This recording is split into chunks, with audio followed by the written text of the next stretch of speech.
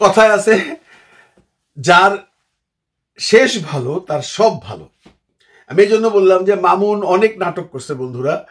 আপনারা জানেন মামুনরে আমরা সবাই ধুইয়া ফেলাইছি, যে যেমনি পারছে সে সেমনি সেই সাবান দিয়া, কাঁচা সাবান দিয়া, বল সাবান দিয়া ধুইয়া শেষ করে দিছে। ও কিন্তু ওর জায়গায় অটোয়ালা ছিল, ও কিন্তু চুপচাপ বসে দিছে, কোনো কথাবার্তা পায় না। এখন আমরা বুঝতে পারলাম যে মামুন আসলে ফা পড়েছিল।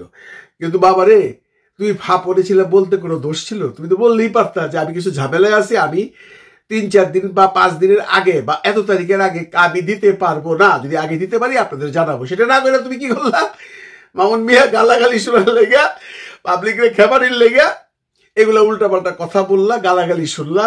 ইভেন কি আজকে শাকিব খানও তো তোমার বললো যে আমি নিজেও বিরক্ত হয়ে গেছি। আপনারা দেখছেন সেই ভিডিও, শাকিব খান কলকাতায় আসছে বোম্বে থেকে ওই এসকের একটা প্রোগ্রামে, সেখানে শাকিব খানও কিন্তু বলছে যে আমি একসময় বিরক্ত হয়ে গেছি। আসলে সবাই বিরক্ত হওয়ারই কথা। যাক, আবার বলতেছি যার শেষ ভালো তার সব ভালো। মানে যে কোনো জিনিসের যদি এন্ডিংটা ভালো হয় এটা অলওয়েজ ভালোই হয়। আমরা আজকে ট্রেলার দেখলাম, 2টা গান দেখলাম, ইউটিউবাররা সব খুশি, আমরাও সবাই খুশি। একটার পর একটা কন্টিনিউ করে আমরা কন্টেন্ট বানাইতেছি এবং মোটামুটি ভালো ভিউ হচ্ছে, কারণ সাকিবিয়ানরা উদ্গ্রীব হয়ে বসেছিল।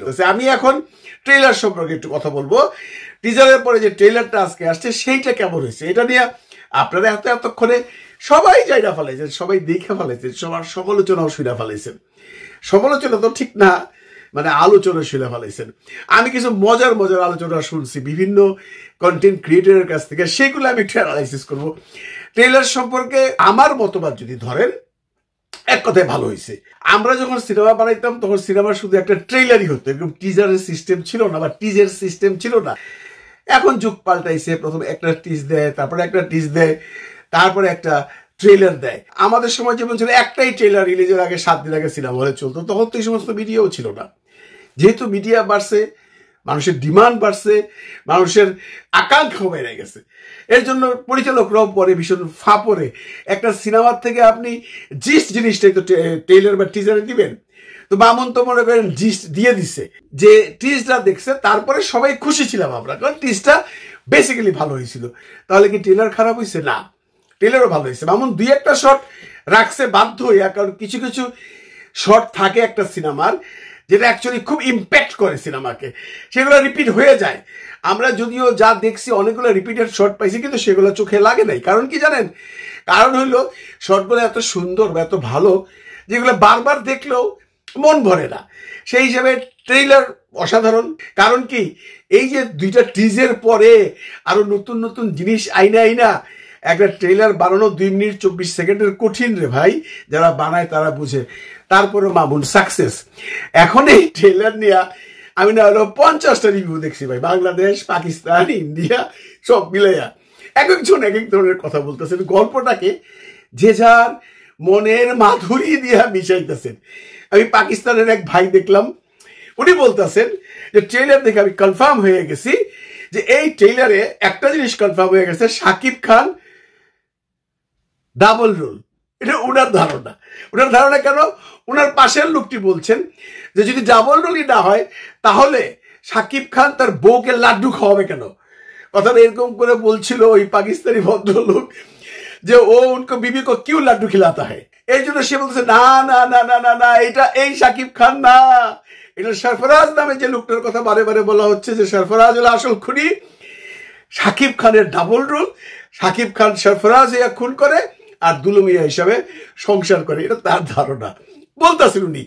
এরকম অনেকেই ফ্যান্টাসি করে ট্রেলারকে গল্পের বিভিন্ন শাখা প্রশাখা বের করতেছে, যেটা সিনেমার জন্য ভালো আমি মনে করি। কারণ মানুষ যদি গল্প আন্দাজ করে ফেলে, যে গল্পটা আমরা আগে আন্দাজ করছিলাম যে Shakib Khan mentally sick, DID নামে একটা অসুখ নিয়ে আসে, বিভিন্ন মার্ডার করে, সে নিজেও জানে না। এখন ট্রেলার দেখার পরে সবাই বলছে না, এটা নাও হইতে পারে, আসলে শাকিব খান খুন করে না, আরেকটা শাকিব খান খুন করে। এই যে ফ্যান্টাসি দিয়ে মানুষের মধ্যে আলোচনা হইতেছে, এটা কিন্তু একটা সিনেমার জন্য প্লাস পয়েন্ট। কারণ আমরা কেউই এখন পর্যন্ত ছবির গল্পের যে ধারা, মূল গল্পটা কি, একটা আমরা জিনিস বুঝতেছি যে শাকিব খান মার্ডার করে, সেটা আমরা সিকোয়েন্সে দেখছি, নিজের রক্ত নিজে মাখে, এটা আমরা দেখছি। শাকিব খান দুলুমিয়ার ক্যারেক্টার করছে, সেটা আমরা দেখছি। তার ওয়াইফের নাম ফাতেমা, সেটা আমরা দেখছি। কিন্তু আজকে ট্রেলারে কি দেখলাম, দুলু মিয়া ফাতেমাকে লাড্ডু খাওয়াচ্ছে, মানে ওই সে দিল্লি का লাড্ডুর মতো, जो खाया वो पछताया, जो नहीं खाया वो भी पछताया। সেই লাড্ডু তার বউকে খাওয়াচ্ছে। তাকে বউকে খাওয়ানোর পর কি তার বউকে মারা গেল? বা এই লাড্ডু সে কতজনকে খাওয়াইছে? আবার আমরা টিজারে দেখছিলাম তার বউ মিষ্টি বানায়, তার লাড্ডুটা কি তার বউই বানায়? মানে এমন একটা কমপ্লিকেশনস এর মধ্যে মামুন মিয়া করে রাখছে, বা আমাদের এই সমস্ত যারা কন্টেন্ট ক্রিয়েটার, যারা সমালোচনা আলোচনা বা রিভিউ করি, তাদের মধ্যে রাখছে যে গল্পটা কাউরে বুঝতে দেয় না। যে আলোচনাটা আগে হয়েছিল যে শাকিব খান সাইকোলজিক্যালি একটা ডিসঅর্ডার মানুষ, সে বিভিন্ন খুন করবে কিন্তু নিজে জানবে না। এখন আজকে ট্রেইলার দেখার পর এখান থেকে অনেকেই সরে গেছে। এখন এখান থেকে যাইয়া কেউ বলতেছে শাকিব খানের ডাবল রোল, কেউ বলতেছে শাকিব খানই সরফরাজ, কেউ বলতেছে শাকিব খান অরিজিনালটা খুন করে নাই, খুন করছে আরেকজন, কেউ বলতেছে শাকিব খান খুনি, তার বউরে সে মাইরা ফেলাইছে লাড্ডু খাওয়াইয়া, ওই দিল্লিকা লাড্ডু খাওয়াইয়া। মানে এই যে কথাগুলা হচ্ছে, এইটা একটা সিনেমার জন্য প্লাস পয়েন্ট আমি মনে করি। স্পেশালি আমি যদি ছবির গল্পই বুঝে ফেলাই ট্রেলার দেখা বা টিজ দেখা, তাহলে এখানে পরিচালকের ব্যর্থতা চলেই আসে। আমরা কেউ গল্প বুঝতে পারি নাই, আগে যেটা আন্দাজ করছিলাম সেটা যে এখন হবে তারও কোনো ঠিক ঠিকানা নাই। সুতরাং এইখানে মামুন বাজি মাইরা দিছে।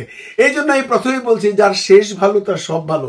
আজকের ট্রেলারটার সব ভালো, কারণ তার শেষে সে ট্রেলারটা দিল, এই ট্রেলারটা একটা ভালো রেজাল্ট দর্শকদের জন্য আনবে বলে আমরা আশা করি। এখন বাকিটা হলো ভাই, সিনেমা হলে যাওয়ার পরে সে এই যে গল্পটা আমাদেরকে বুঝাইতে চাই, সেটা সে কেমন কইরা স্ক্রিন প্লে কইরা আমাদেরকে এনজয় করতে দিছে, নাকি ওখানে কমপ্লিকেশনস করে ফেলছে, নাকি ওখানে বোরিং করে ফেলছে, নাকি কখনো কখনো মনে হয়েছে দূর ভাল লাগছে না, তাহলে তো অন্য আলোচনা। তবে আমার বিশ্বাস টিজার ট্রেলার দেখা যা বুঝছি তাতে মনে হয় টানটার একটা গল্প থাকবে সিনেমাটাতে। এবং এই ধরনের সিনেমা বাংলাদেশে আমার মনে হয় খুব কম হয়েছে, যে সাইকোলজিক্যালি ডিসঅর্ডার একটা মানুষ, বা সে যদি তাও না হয় একটা খুন, সেই খুনের পিছনে নিশ্চয়ই একটা কারণ আছে। এতগুলো খুন শাকিব খান কেন করবে? আবার আমরা আগে দেখছি বলছে আমার বউয়ের দিকে যে তাকাইবো তারে বিশেষ করে ফেলাবো, বউয়ের জন্য সে সবকিছু করতে পারে। এই যে আলোচনাটা আগে ছিল, আজকে কিন্তু সেই আলোচনাটা স্থিমিত হয়ে গেছে। আজকে হয়ে গেছে মার্ডার অ্যান্ড মিস্ট্রিয়াস একটা ফিল্ম। কিন্তু আজকে 2 দিন আগে আলোচনা ছিল যে এইটা একটা ভালোবাসার গল্প, ওয়াইফকে সে এত ভালোবাসে যে ওয়াইফের জন্য সে সবকিছু করতে পারে। আজকে কি আমরা এখান থেকে সরে গেছি? হ্যাঁ, অনেকেই সরে গেছেন। কিন্তু আসলেও কি, আসলে আমাদের ওই জায়গায়ও থাকতে হবে যে শাকিব আর দুলু মিয়া তার ওয়াইফ ফাতেমাকে এত ভালোবাসে যে ফাতেমার জন্য সে 10টা খুন করতে পারে। এখন আদৌ এই ছবির গল্পে ফাতেমার জন্য 10টা খুন করলো শাকিব, নাকি সরফরাজ নামে এক ক্যারেক্টার আছে, যেটা পাকিস্তানি ভাই বললো যে সরফরাজ নামে একজন আছে, সেটা শাকিব খানের মতোই চেহারা, সে অ্যাকচুয়ালি খুনগুলা করে, শাকিব খান কিছু করে না।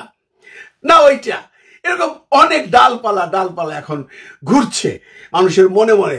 কিন্তু সবচেয়ে আনন্দের বিষয় হলো যে সাকিবিয়ানরা ট্রেলার পাইয়া খুশি, সবার কাছে ভালো লাগছে, কোনো নেগেটিভ কমেন্টস বা নেগেটিভ রিয়াকশন নাই। 2-1 ইউটিউবার টুকটাক ভুল ধরতে গেছে, ভুল আমি ধরতে গেলেও অনেক কিছু ধরা যায়, কারণ আপনি যদি ভুল ধরতে চান তাহলে ধরা যাবে, কিন্তু সেই ভুলগুলো যদি মারাত্মক কোনো ভুল না হয় তাহলে সেটা নিয়ে আলোচনা করে তা একটাকে ছোট করার কোনো যুক্তি হয় না। আমি সেই জায়গায় বিশ্বাস করি টুকটাক ভুল আছে, কিন্তু সেই ভুলগুলো এমন কোনো মারাত্মক ভুল না, এমন কোনো মারাত্মক ভুল না যেটা নিয়ে আমি 1-2 মিনিট কথা বলতে পারবো।